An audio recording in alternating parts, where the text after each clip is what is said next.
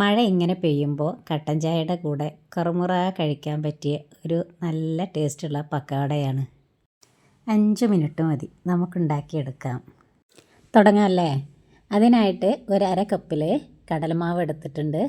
അതേ കപ്പിൽ തന്നെ പത്തിരിപ്പൊടി, നമ്മൾ അരിപ്പൊടി ഉണ്ടല്ലോ, അതും കൂടെ എടുത്തിട്ടുണ്ട്. ഇനി ഒരു 1/4 ടീസ്പൂൺ മുളക് പൊടിയും 1/4 ടീസ്പൂൺ കാശ്മീരി മുളക് പൊടിയും ഒരു 1/4 ടീസ്പൂൺ മഞ്ഞൾപ്പൊടിയും പിന്നെ കുറച്ച് കായപ്പൊടിയും ഉപ്പും കൂടെ ചേർത്ത് അത് നന്നായി ഇളക്കുക. ഒരു കാര്യം കൂടെ ചേർക്കാനുണ്ട്. വലിയ ജീരകത്തിൻ്റെ പൊടി ഒരു 1/4 ടീസ്പൂണും കൂടെ ചേർത്തിട്ടുണ്ട്. ഇനി അതെല്ലാം ഒന്ന് ഇളക്കി കൊടുക്കുക. ഇത് ഞാനിവിടെ എടുക്കുന്ന അളവാണ്. ഇനി നിങ്ങൾക്ക് കൂടുതൽ അളവാണെങ്കിൽ ഇതിൻ്റെ ഇരട്ടിയായിട്ട് എടുക്കാം. ഇനി ഇതിലോട്ട് വെള്ളം കുറേശ്ശെ ആയിട്ട് ഒഴിച്ച് അതൊന്ന് കുഴച്ചെടുക്കണം. മാവെടുത്ത ആ കപ്പിൽ തന്നെ 2 കപ്പ് വെള്ളമാണ് ഞാൻ എടുത്തിട്ടുള്ളത്. അത് മുഴുവനായി ഒഴിച്ചിട്ടുണ്ട്. ഞാനൊരു അയഞ്ഞ പരുവത്തിലാണ് ഇപ്പോൾ ഈ മാവ് കുഴച്ചെടുക്കുന്നത്. കാരണം എനിക്കത് എണ്ണയിലേക്ക് പ്രസ് ചെയ്ത് കൊടുക്കുമ്പോൾ അതിങ്ങനെ ചെറിയ കഷ്ണങ്ങളായിട്ട് വീഴാൻ വേണ്ടിയിട്ട് കുറഞ്ഞൊരു അയഞ്ഞ രൂപത്തിലാണ് ഞാൻ ഈ മാവ് തയ്യാറാക്കുന്നത്. ഇനി നമുക്ക് സേവനാഴിയിലേക്ക് ഇട്ട് കൊടുക്കാം. ഈ ഒരു ചില്ലുണ്ടല്ലോ, അതാണ് വേണ്ടത്. ഈ ചില്ല് ഒരു ആവശ്യമില്ലാതെ കുറേ ദിവസമായിട്ട് അവിടെ കിടക്കുകയായിരുന്നു. അപ്പോഴാണ് ഇങ്ങനെ ഒന്ന് ഉണ്ടാക്കി നോക്കാൻ തോന്നിയത്. ഇനി നമുക്ക് അതിലേക്കിട്ട് അതൊന്ന് അടച്ച് വെക്കുക. ഇനി എണ്ണ ചൂടാക്കിയെടുക്കണം.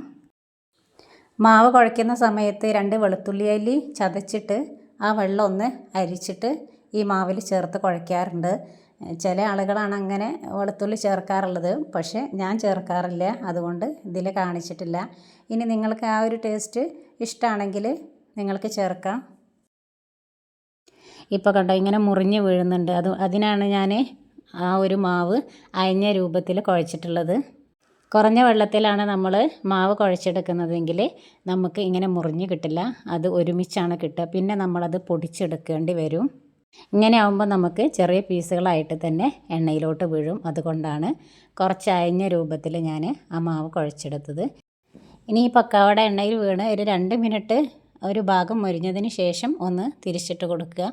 ഒരു 2-3 മിനിറ്റ് അങ്ങോട്ടും ഇങ്ങോട്ടും ഒന്ന് മറിച്ചിട്ടതിന് ശേഷം അതൊന്ന് എടുത്ത് നോക്കി പൊട്ടിക്കുമ്പോൾ പൊട്ടി വരുന്നുണ്ടെങ്കിൽ അത് നമുക്ക് ഫ്രൈ ആയി വന്നിട്ടുണ്ട്. ഇനി അതൊന്ന് കോരി മാറ്റാം. അപ്പോൾ കുട്ടികളൊക്കെ എല്ലാം ഇഷ്ടപ്പെടുന്ന കറുമുറ പക്കവട ഇവിടെ റെഡി ആയിട്ടുണ്ട്. നിങ്ങളെല്ലാവരും ഉണ്ടാക്കി നോക്കണം, അഭിപ്രായം പറയണം.